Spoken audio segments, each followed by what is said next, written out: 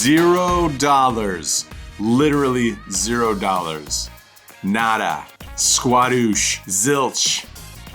That, my friends, is how much I have cashed for here at WPT Prime Cambodia after playing a full schedule of tournaments.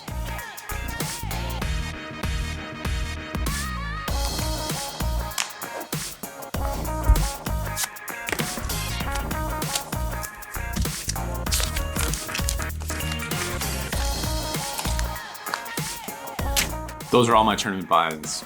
That's what they're now worth. $0. $3,200 high roller tournament. $300 pot limit Omaha tournament. Another bullet in the $3,200. Mystery bounty, $550. The 10K super high roller tournament. You wanna know how well this one went? I literally bubbled this tournament. The literal bubble boy. We were down to 6 players. 5 players make the money. There was one player who had 2 big blinds, something of that nature. 2 big blinds. He managed to find a double up with Ace Queen versus Pocket Kings. Ran it up, healthy stack, ran it all the way back down to almost 0. Then he managed to get it in, Ace 9 versus Ace 5. He holds that one. Later on, shortly after that, it's not even that much later on, we find Ace King suited in the small blind following a button jam. We are now the short stack. We are definitely going with that hand. Get it all in versus the pocket 6s and find no improvement whatsoever for the Ace King suited. Torched in the 10K super high roller on the direct money bubble. Maximum pain, my friends, maximum pain. That's what max pain looks like. So the tournament situation here at WPT Cambodia, not exactly all that favorable. That's the bad news. The good news is that here at Naga World Casino on the 6th floor is a pool.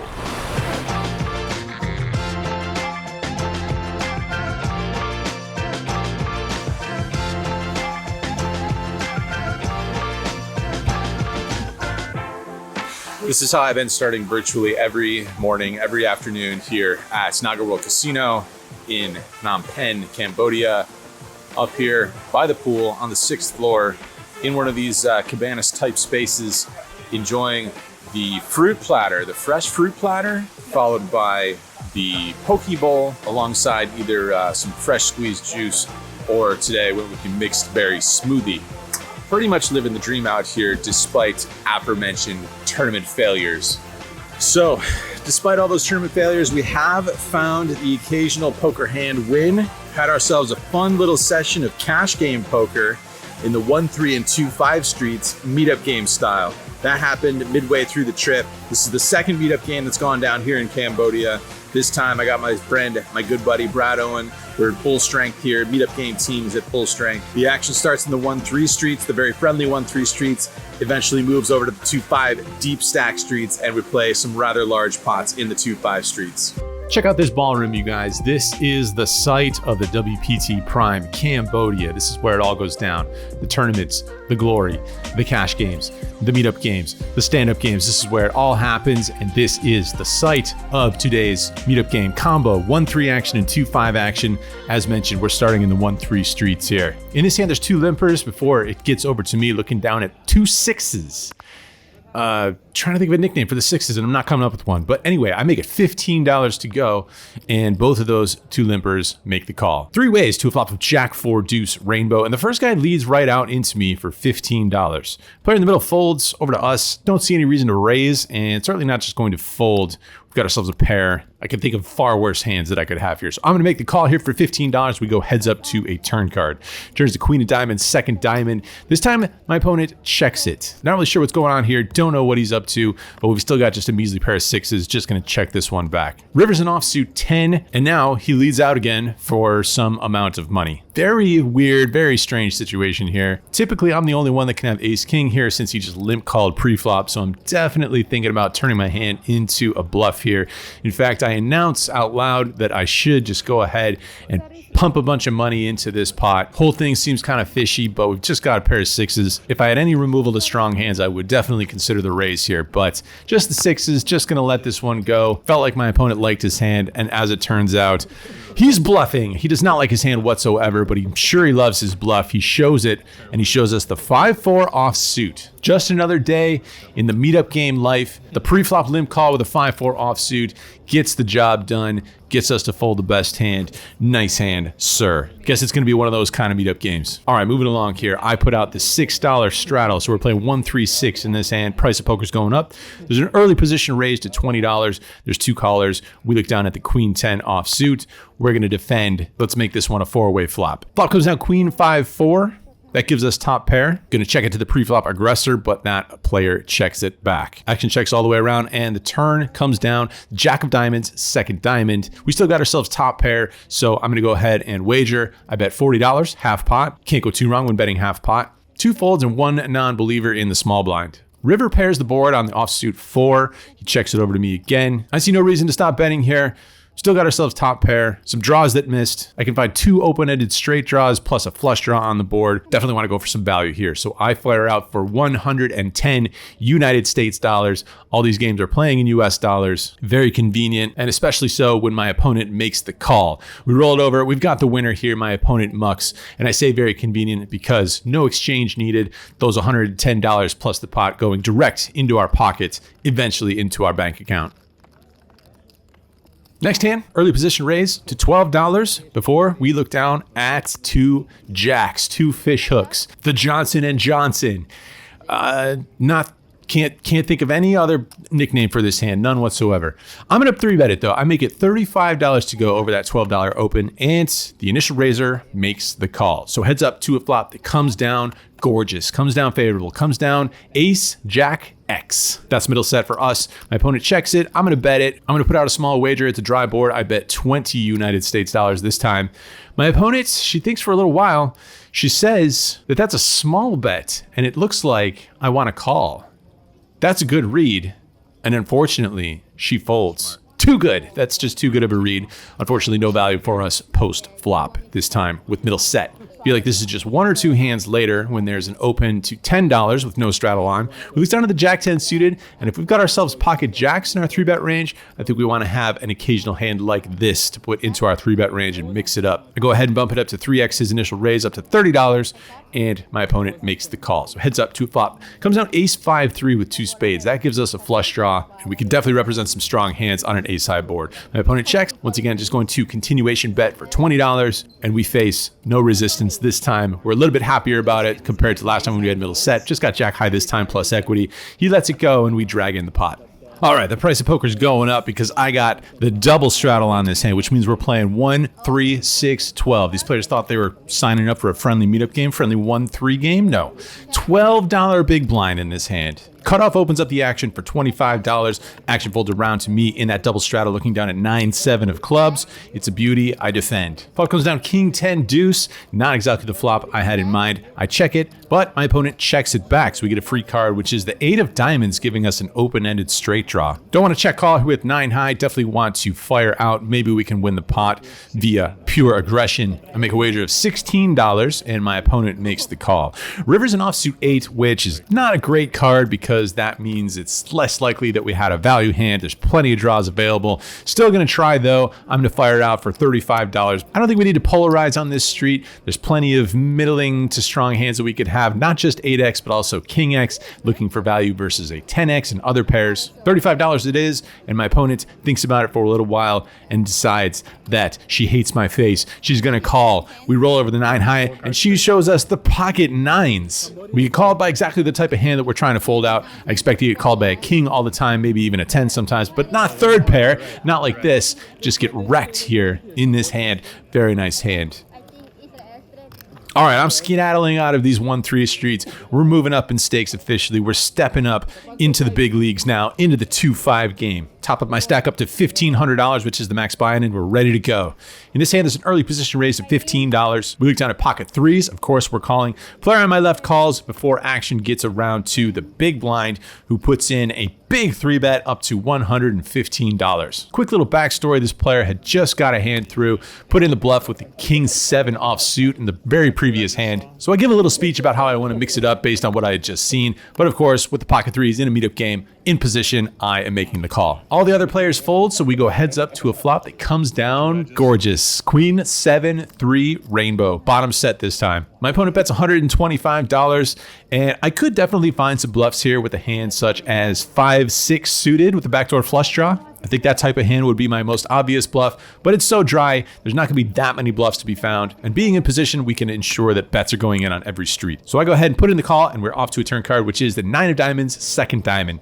This time, my opponent fires out for $500. And it's so sizable that there's only about $700 behind this $500 wager to play for. So I don't think it makes too much sense to flat call here, especially now that there's a flush draw on board. If I were to flat call here, there would only be about half of a pot size wager behind, if that. I know what I'm doing. I'm gonna raise all the money. I'm gonna stick the last $700 in for a total of $1,200, raise all in. Hope we don't get snap called by pocket queens or pocket nines, but I don't think my opponent is folding. As a matter of fact, he does call very quickly. I show the pocket threes, and my opponent gives that disappointed sigh, shows us his hand, which turns out to be the pocket kings, and it is absolutely glorious timing and very lucky timing on our part. As mentioned, this opponent had just shown down a massive bluff the previous hand, so he was certain to not get too much credit for an overpair in this spot. When he does have the overpair, he's just going to have to lose the maximum when an opponent flops a set versus that hand. Just need to dodge the 2 outs. We do, in fact, do so. River is another queen. We end up with 3s full of queens. Once again, very unlucky to my opponent, but we win by far the biggest pot so far of the day. Just a bit under 3,000 US dollars, according to my math. Very lucky situation here, but of course, very happy to see it. All right, moving right along here. This time I've got the $10 straddle on, so playing 2-5-10 in this hand. There's a middle position raised to $25. Big blind makes the call. We look down at ace-5 offsuit for a mere $15. We are definitely going to defend. 3 ways to a flop that comes down 10-3 deuce with 2 diamonds. Gives us a gut shot and the backdoor ace-high flush draw. Check to the initial raiser middle position, who fires out a c-bet of $35. Big blind folds, and I think this is a board where we can definitely find some check raises, and this hand seems like a pretty good candidate. As mentioned, we've got the backdoor nut flush blocker. We've got a gut shot that will almost certainly be the best hand if we do get there. Plus, we've got the 1 over card. Can pretty easily find some continued aggression on some diamond turns. A 6 seems like it would be a good card to also barrel off on, since we could easily have 4-5 here. So I'm going to go for it. I'm going to put in the check raise. I make it $130 to go. My opponent does not release right away, and in fact, after thinking about it for some significant time, puts in a 3-bet on the flop here. Re-raises up to $300, so an additional $170 to go. This is exuding a ton of strength, especially considering the fact that we blocked the nut flush draw. We block straight draws as well with a 5 in our hand, so he could potentially have a hand like 4-5 of diamonds, but I also think that his most likely holding when he puts in a 3-bet on the flop in position would be sets. Barely any 2-pair combinations to be found on this board, so thinking pocket 10s, pocket 3s, pocket 2s, most likely holdings. Don't want to just give it up for the $170 since, as mentioned, we can do some things on some various runouts. Obvious one would be hitting a diamond and start firing right away, and still looking for a 4, of course. So I toss in the 170 and we go heads up to a turn card. Turns an offsuit 8, which doesn't change anything. I check, planning on just giving this one up at this point, but to my surprise, my opponent checks it back. And now I have basically no idea what's going on, because with the board offering multiple draws and assuming that my opponent does have a strong hand such as a set, really not sure why he'd want to give a free card. But anyway, that's what happens. It actually goes check, check, and the river essentially bricks out. It's an offsuit 3, making it, I think, exceptionally tough for us to represent much of anything. We've got some pretty significant cards that block draws. Maybe there's a chance that we beat other flush draws and we still beat a hand like 4-5. Maybe those types of hands are just giving up here. So we'll see what happens. I check it, and my opponent says maybe there's a chance that I have the best hand and just checks it back. Feeling not great about our holding, I announce the ace high, show it down, and my opponent rolls over the 8-7 of hearts, which, in my opinion, is a pretty gangster play on this flop, putting in the 3-bet. If we want to nerd out and go pretty high level here, it turns out that his hand unblocks all of the draws. That being said, it doesn't block any strong hands, so I don't know what's going on here. We somehow get owned versus the 8-7, no draw, no pair. Finds a pair on the turn. It's the best hand on the river. We don't get any good opportunities to really fire at any scare cards on this board. Just gonna have to tap the table, say nice hand, move on. All right, so it's at this point where the stand-up game makes what I believe is its second appearance in Cambodia. Now, it is possible that the stand-up game has gone without me being present, but I'm pretty sure the last time I was in Cambodia was the first ever instance of the stand-up game happening here in Phnom Penh, Cambodia. We got the stand-up game going at this meetup game again this time. And there's a major hand confrontation that happens in this instance. I wasn't quite ready with the filming. I'm already sitting down. I've won a previous hand, and there's a series of raises that happens here. I think in this hand, I'm in the straddle position. There's a middle position raise. Action gets over to me. I go ahead and 3-bet with pocket kings. Action back over to that player who is standing up still. Puts in a 4-bet, and you'd love to see it with pocket kings, especially in the stand-up game.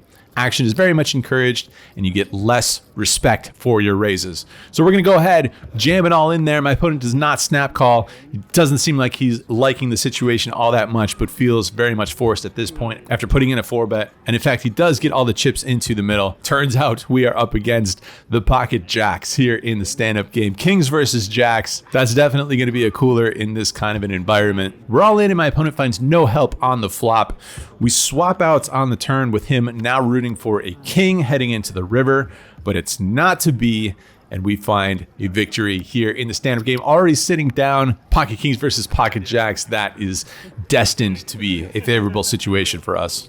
In this hand, we look down at the pocket fours. No straddle on, just playing the 2-5, and we make it $15 to go. Player in the button calls, and the player in the big blind makes the call. So 3 ways to a flop that comes down ace 6-4 with 2 clubs. And it really feels like all of the run good is finding its way into the cash games for myself. All that run good that we might have liked to see a little bit of in the tournaments, but not so much. Big blind checks. I'm going to fire. I bet $20. Player in the button folds, and the player in the big blind makes the call. Turn is the deuce of clubs, putting the 3rd club on the board, and now he leads out for $30. Of course, we're not going anywhere. Decent chance we are up against a flush, but we've got outs versus that hand, and we expect to be good versus just about every other hand. Not going to matter too much when we find another 6 on the river. Board pairs giving us a full house.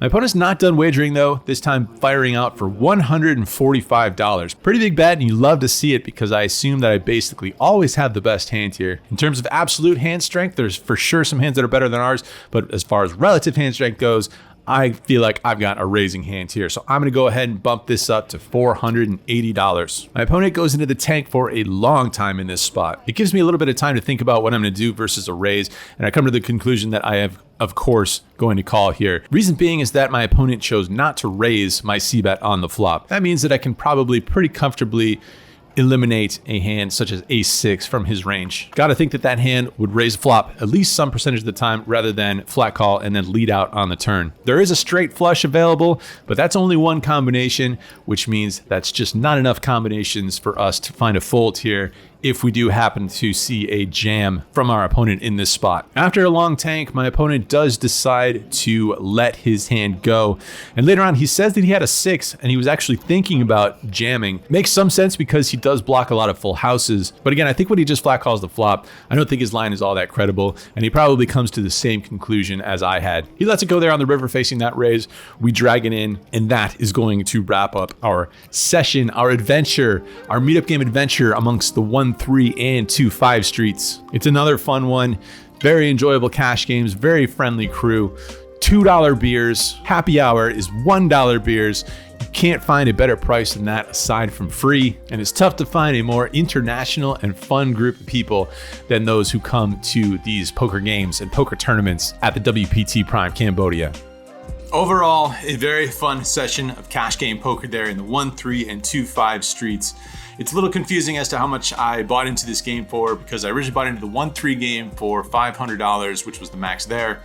I topped up to the max of $1,500 in the 2-5, but I'm not exactly sure where my stack size was at. But I do know that we cashed out a profit of $2,200 in the cash games during the meetup game. So we find some success on the cash version side of poker here in Cambodia for the WPT Prime event. And that is very much the opposite, as mentioned, of the tournament side of things. Can't complain too much. We were coming in to this tournament stop, this tournament series, on a massive high note after finding a lot of success on the live stream at the lodge. And it's just, you know, I've been thinking about this, this sort of macro thing that happens in poker. There's gonna be times where everything is going right and you feel like you're a genius, you feel like you're a poker champion, and you know, following good results. It's pretty easy to feel that way. And then reality hits. You come off of that top end of the curve, experience the other side of variance, combined with the fact that I'm definitely not the most seasoned or professional tournament poker player. Definitely more comfortable in the cash game streets. I'm definitely going to experience the other side of things in that nature. So, you know, I'm going to still battle. I'm still going to fire. I'm still going to register tournaments. I'm still going to try and find a reasonable size score, looking for a 6-figure score one time in my life. And I think if we keep playing, if we keep battling, I think it'll happen one of these days. It's just kind of like the way life goes, you know? Things are never as good or as bad as they seem, which has been a quote I like to refer back to. I don't even know who said that originally, but that's something that applies, of course, both to life and to poker. Something else I've been getting up to while I've been here, aside from eating tons of delicious food and hanging out by the pool every day,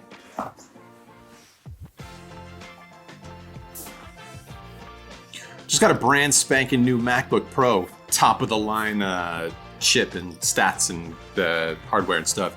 But been hanging out on WPT Global, hanging out in the cash game streets over here, multi-tabling that, and also been doing some live streams. I'm gonna aim to do a lot more live streams and stream some online poker, aim to do that in the early morning, maybe get on an early morning schedule, get some normalcy in my life. We'll see, chances are mediocre.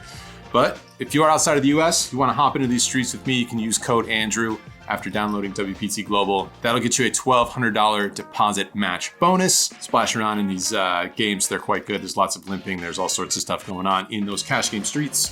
Last but not least, fam, we got a giveaway. WPT, alongside myself and Brad, we are giving away not one, but 2 all expenses paid trips to WPT Prime India. Brad and I wish we could be there, but we cannot. There's so many things on the calendar coming up. We're going to Florida, and then we're shooting over to Austin for the Lodge Championship Series. But next thing for us on the calendar is Florida. Next thing for one of you guys, one of you lucky winners, is WPT India. You'll get a flight, you'll get accommodations, and you'll get a buy-in into the WPT Prime main event there in India. I will put a link down below in the description box to a tweet that will have more details on that. Hopefully, whoever goes has more tournament success than I've had here at WPT Prime Cambodia. Anyway, check that out. An early congrats to whoever's going to India and signing out here from Cambodia. Another awesome trip despite the very not so awesome tournament results. Delicious food, great people, great staff, great resort, great pool, great tuk-tuks, a delicious caramel and rum martini from a very nice cocktail bar called the White Rabbit, somewhere out there in the streets of Phnom Penh. Thanks for tuning in, guys. Would love it if you click the subscribe button. It helps you find these videos, and it will help me find the tournament run good that we will one day achieve and love and enjoy. And hopefully you guys will enjoy it all. Cheers, guys. Speak to you very soon.